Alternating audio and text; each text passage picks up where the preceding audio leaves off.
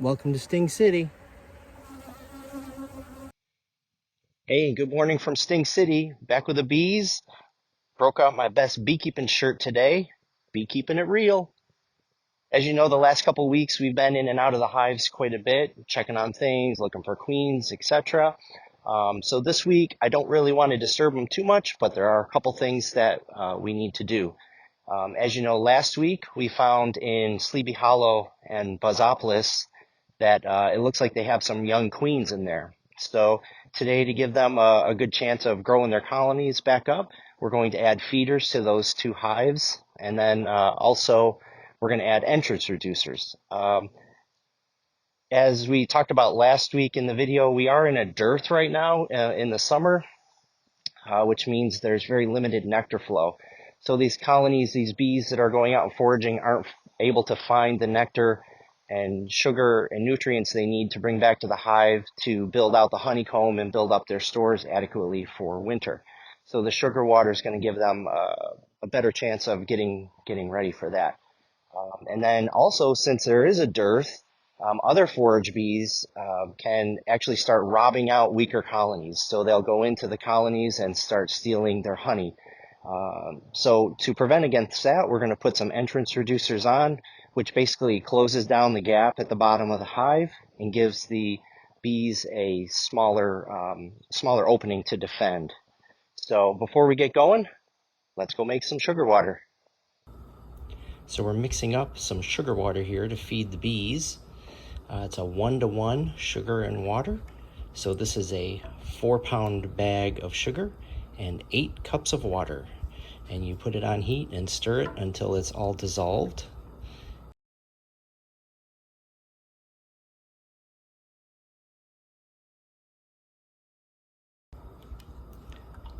Next step is the feeder jars.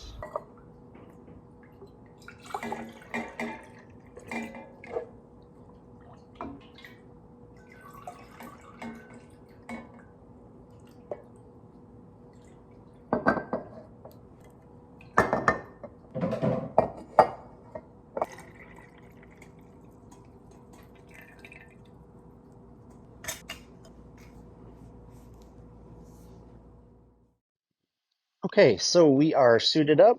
We've got our jars of feed, and let's go put them on the hives. Before we do that, I'm actually not going to use smoke today. I don't want to disrupt them too much, but I did want to show you how these feeders work. It's just a canning jar, mason jar with some holes punched in the lid. You flip it upside down. It drips out a little, but not too much, and then the bees are able to drink the honey out of those holes. All right, so let's get them put on the hives. We'll start with Sleepy Hollow. I'll bring you in a little closer here.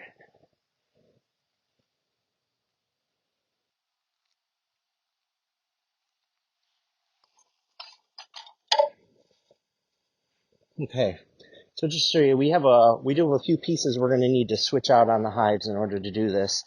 We're going to switch out the inner cover with this cover here, and it has a hole in the center that the bees can come up in. And basically what we'll do is sit this on top, and then I've made up this little jar stand which sits here like that, and we can slip the jar.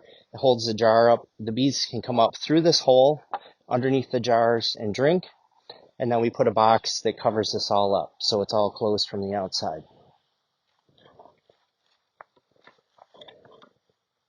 So to start, we need to take off the covers that are in place currently.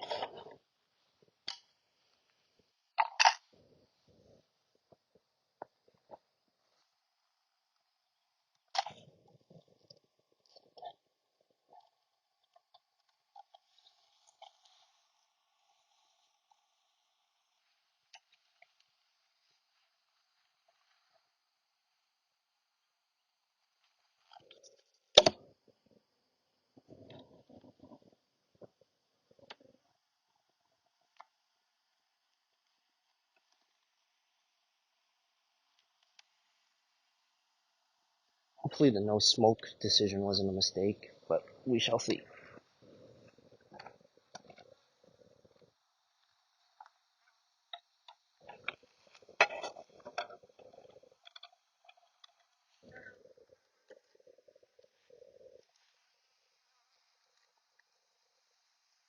Okay, we're going to put in our jar stand.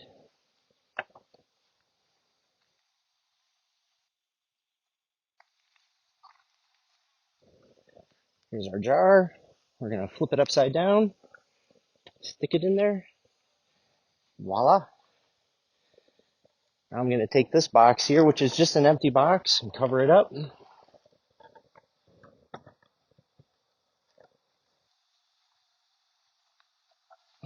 Put the cover back on. Actually, you know,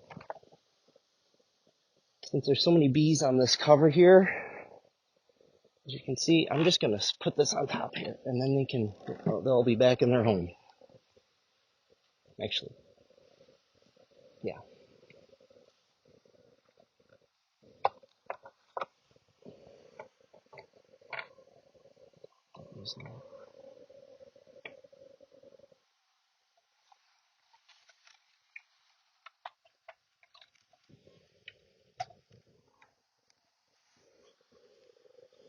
Okay, that's all there is to adding a feeder on the hive. Okay, now as far as entrance reducers go, this is an entrance reducer. So this is just a board that slips in the slot at the bottom of the hive, and you can see a couple notches cut out of it, depending on how much you want to reduce the entrance down. We're going to use this bigger one here, so I'm going to slide it in just like this, so this is open. Let's bring you in close.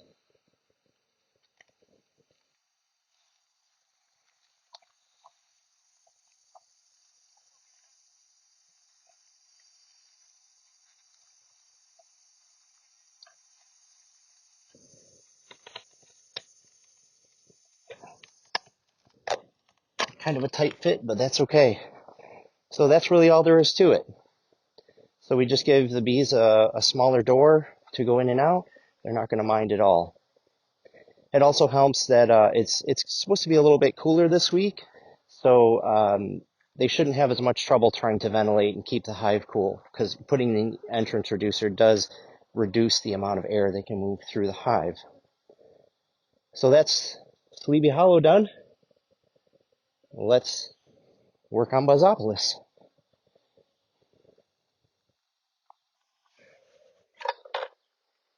Tell you what, I'm going to put this reducer in first here.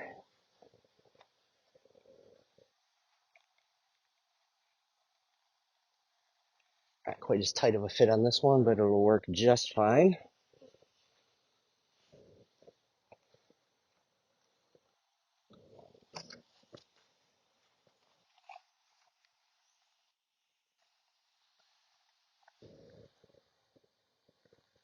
See what they're up to.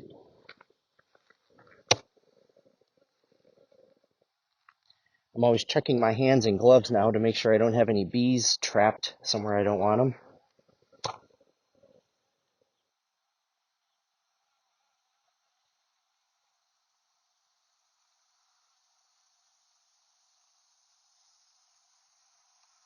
Just work this nice and slow.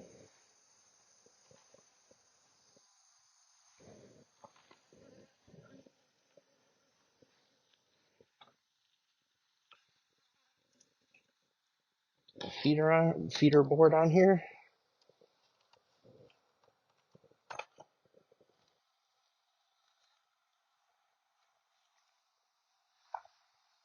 Jar holder.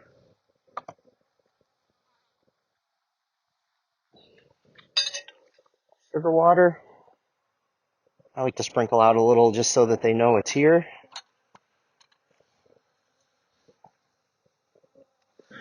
Put on our cover box here.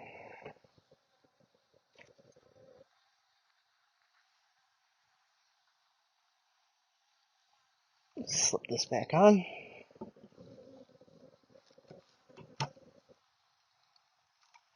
Actually, you know what? I'm going to leave this one off.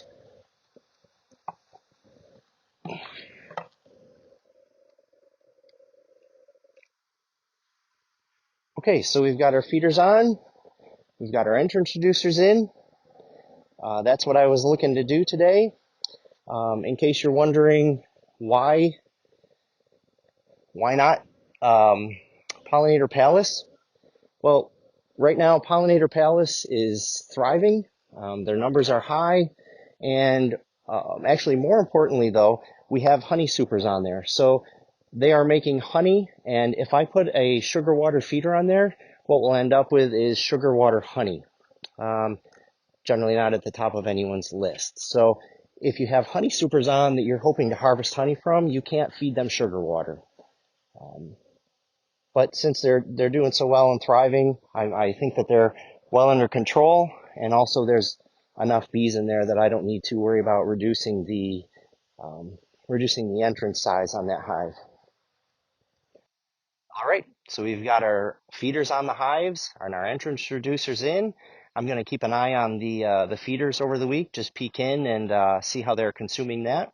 As you probably noticed when I showed you the jar holders, there are actually holes for 2 jars. I only put 1 jar in because I don't want to feed them sugar water too fast.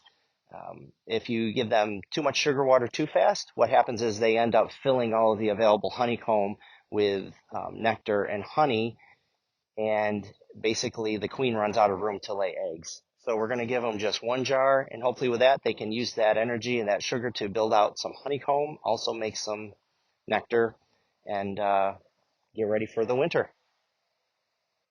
So with that, I'm going to sign off from Sting City. Take care. Hey everyone, as a little postscript, I figured I'd bring you along to check the feeders on our hives. It's been 4 days, just over 4 days.